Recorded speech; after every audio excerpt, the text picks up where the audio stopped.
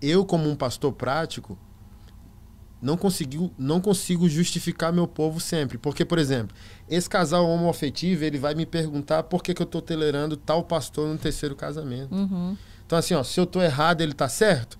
Uma coisa não justifica a outra, mas é isso que o pessoal usa como arma. Sim. Aquilo que a igreja não está testemunhando de bom. Então, vocês falam dizendo que a gente está errado, que a gente vai para o inferno.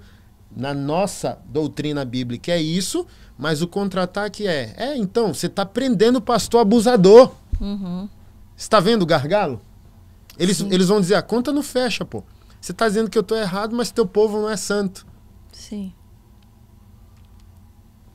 Mas uma coisa não anula a outra, Com né? certeza. Né? Mas na cabeça dos militantes, é isso. Entendeu? Eles vão pegar tudo que pode, dedo no olho, para fazer uma guerra de narrativa. Então, eu sempre ensino, principalmente a homens e pastores, faça guerra contra a cultura, mas faça primeiro a partir desse Éden privado. Ame tanto essa mulher, que essas crianças suas fiquem rindo de bobo, dizendo, meu Deus, eu não vou querer outro padrão, eu quero um marido assim, eu quero uma esposa assim. Daí começa a guerra.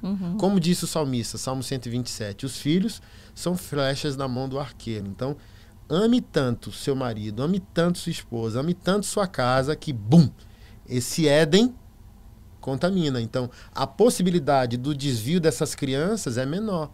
Essas crianças vão viver esse padrão, né? Então, assim, a Keila já trabalha isso na cabeça dos meninos. 7 anos, o Thiago já está ouvindo que é um casamento, que idade, olha só, eu não falei isso. A Keila está ensinando a eles que idade ela quer que eles saiam de casa já casados. Programando, entendeu? Então, por exemplo, para os meus filhos, o beijo só é para quem casou. Meus filhos já cobraram, assim, namorado na porta da igreja. Casou, nem chamou a gente? Não, casou não, porque para eles essa intimidade afetiva é do casal. Então, a gente não vai chegar a lugar nenhum. O que eu quero dizer? Uma coisa não justifica a outra. Mas a gente não chega a lugar nenhum ao afirmar que o vizinho está errado. E o vizinho não consegue ver o nosso lado producente. Então é contraproducente viver apenas de guerra. O que é produção? Guerra e paz. Pamonha de sal e de doce. Tem dias que você ataca a cultura. Tem dias que você fecunda a família. Mas a igreja, me permita colocar nesses termos, ela tem escândalos seletivos. Uma coisa, por exemplo, a homossexualidade escandaliza muito ela. A fome não. Eu faço o teste. Eu boto uma campanha lá. Gente, me ajuda a comprar 1000 cestas. É um parto. Mas se eu postar lá que eu sou contra o casamento... Eu fiz o teste. Eu fiz uma campanha social para arrecadar 100 cestas básicas. 4 comentários. No outro dia eu fiz uma postagem Lula-Bolsonaro. 5.000 comentários. No outro dia eu fiz uma postagem contra a agenda gay. Mais 4.000 comentários. Então, a Igreja Evangélica Nacional, ela está treinada para escândalos seletivos e por isso ela não entende a contraprodução. Ela acha que a heterossexualidade é sinônimo de salvação. E não é. Você pode ser hétero e ser reprovado. A homossexualidade, ela nunca vai ser aprovada por Deus. Você vai fazer recortes, vão ser caros. Você pode ter igrejas inclusivas aqui na Terra, mas o céu é exclusivo. Tem porta, sabe? E vai ter que entrar pela porta. Mas essa igreja, ela foi treinada a estar contra o padrão que não é bíblico. Mas nem sempre ela mesma pratica esse padrão, o oposto do que ela condena no outro. Então, a gente só vai encontrar um caminho pleno quando a gente juntar o ir e o voltar. O fazer guerra contra a cultura, porém a gente saber que a nossa família está sendo mantida como a filial da Nova Jerusalém. Você entende que é possível alguém nascer já com uma predisposição à homossexualidade? Hoje, por exemplo, ontem mesmo a Keila me mandou uma matéria e eu vou gravar um material sobre isso. A China começou um programa social para combater a emasculação dos jovens. Os jovens chineses também viraram majoritariamente emasculados. Emasculado é afeminados. Então, há uma agenda mundial. Então, nos meus estudos sobre masculinidade, a agenda é teológica, é filosófica, é política, é artística. Então, é proibido ser homem de maneira clássica. Mas o pior, se a gente debruçar mesmo, se a gente pegar um Google básico ali, começar um mapeamento, a gente vai perceber uma agenda química e genética na nossa alimentação. Acredito que vocês lembram, há 25 anos, 20 e poucos anos, quando o Fantástico noticiou pela primeira vez a alimentação transgênica. Então, toda essa mutação química já é provado por alguns estudos que ela bloqueia a produção de testosterona no homem e ativa na mulher. Então, até a emancipação sexual da mulher mais ativa, tal, está sendo química. Os nossos filhos, de alguma maneira, já estão nascendo mais esquálidos, fisicamente falando. Necessitando de reposição de GH, de testosterona. Essa sensibilidade já no espírito da época, comum aos nossos filhos e netos agora. Então, há uma agenda contra a masculinidade. Então, na minha experiência pastoral, nenhuma mulher até hoje falou nasci assim. Eu entendo o lesbianismo como uma ruptura na guerra de gênero. Os homens, na sua prevalência, são machistas, opressores ou omissores. A mulher está ensinada pelo feminismo hoje a reconhecer seu cansaço. Cansei. Então, a tolerância que a Amélia tinha 40 anos atrás não tem mais com a mulher moderna. Então, hoje ela tem a emancipação financeira, ela tem o amor de um pet e ela tem um sex shop. Então, ela pode viver muito bem sem um homem. Muito facilmente, na pós-modernidade, né?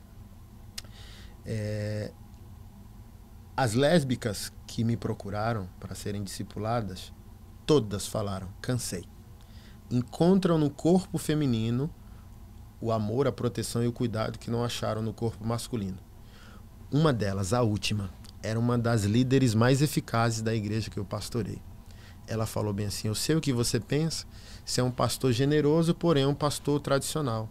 Então eu não quero gerar esse sofrimento, estou saindo da igreja, entregando os meus cargos, vou começar o relacionamento com uma moça.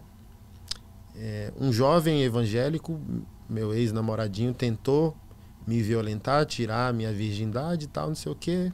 Gerei um bloqueio e comecei um relacionamento sexual com uma mulher e me descobri. Então ela chegou para mim e falou bem assim, eu só dou um conselho para o senhor, trabalha com família, com masculinidade, treine seus homens, porque depois que uma mulher experimenta o corpo de uma outra mulher, só um milagre para trazer ela de volta para Cristo. Eu afundei na cadeira, porque o que ela estava dizendo? Uma mulher sabe como fazer o corpo de outra mulher funcionar concernente ao prazer, e a maioria dos homens que não entendem a questão, acham que sexo é penetração. Quanto maior o falo, mais ele acha que domina o rolê. E a mulher tolera um relacionamento abusivo, tóxico, por inúmeros fatores. Proteção financeira, manutenção da família, manutenção religiosa ou da reputação social daquela família. Porém, talvez, assim, eu já sentei com mulheres que dizem, eu nunca tive orgasmo. Eu não sei o que é ter prazer nesse relacionamento. Prazer é só dele. Então, olha o que ela fala pra mim.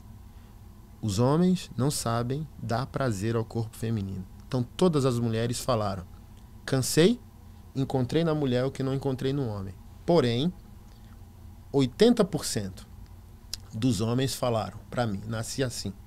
20% deles falaram, fui abusado, tal, entrei nesse mundo, quis, aceitei, hoje sou isso. O nascer assim, não existe o gene homossexual, o gene gay, o DNA gay. Porém, em explicações ou estudos que eu já vi de alguns profissionais, na concepção da vida existe distribuição química hormonal, masculino e feminino, porque a vida é concebida em ponto neutro, né? Depois a concepção masculina e feminina. Nessa distribuição hormonal, pode-se receber uma carga genética mais a um lado do que o outro, porque tudo descende, tudo que não é funcional em direção daquilo que a Bíblia diz ser criação, é a origem lá do casal. É a origem lá de Adão e Eva. Então, é interessante essa tese, por quê? Porque a gente vê crianças de 3 anos com trejeitos. E o pai é crente, orou, ungiu, levou para a campanha e não foi abusado, tal. Eu analiso, né? Para mim não é uma questão fechada, é uma questão complexa. Pô, nasce assim, como assim? É uma escolha, é um comportamento. Mas essa agenda também química atacando o plano final de Deus, que é a família, e a família se torna inviável se o homem for desconstruído, pode também estar afetando essa questão de maneira química, e o homem já nasce com esse sentimento homoafetivo. Como eu disse aqui nos bastidores, homoafetividade ainda não é homossexualidade. Homossexualidade é atividade sexual. Homossexualidade é atividade sexual. Homoafetividade é o sentimento homossexual. Então, os homens pós-modernos têm sentimento homoafetivo, mesmo que nem todos sejam homossexuais. E a igreja, ela está escandalizada moralmente, mas ela tem que mergulhar nessa seara, fazer esses diálogos, chamar os profissionais que são cristãos para a gente conversar sobre o assunto. Todos os acadêmicos, teóricos, são filosoficamente de esquerda. Eles vão levar para o caminho filosófico deles.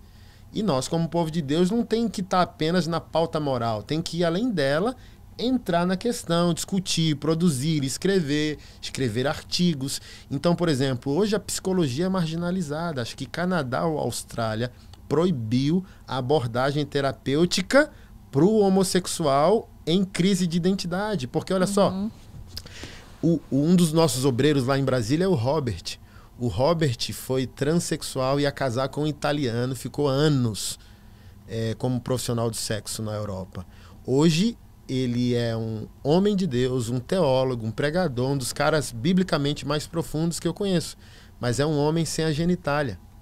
Só a cirurgia para tirar parte do bumbum dele, nós pagamos mais de 30 mil reais. Entende? Então, assim, ó, é um assunto muito caro e muito profundo para a gente ficar tratando só no aspecto moral, certo e errado. Entra na seara, estuda a alma humana, vê todos os meandros dessa questão, sabe? E não apenas ficar reagindo ao que a esquerda está definindo como família. É para a gente entrar e produzir como o pessoal está produzindo.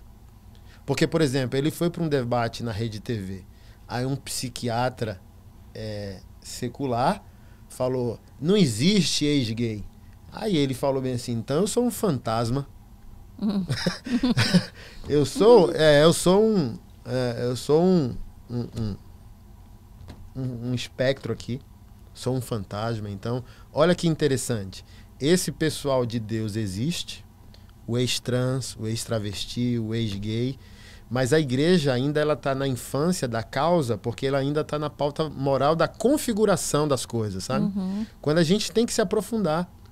E, como eu estava falando, a marginalização da psicologia. O conselho de psicologia aqui no nosso país é proibido. É tomado filosoficamente pelas teses que retiram Deus da equação. A perspectiva de Deus não é bem-vinda. Então, assim, ó, para mim, na minha pergunta, cadê o melhor psicólogo desse país cristão interferindo, produzindo, escrevendo artigos, peitando o conselho de psicologia? Existe, tá aqui a tese. Cadê o cientista cristão para quebrar as narrativas? Entendeu? Porque até essa narrativa científica, eles estão que o cromossomo masculino está desaparecendo para justificar a homossexualidade.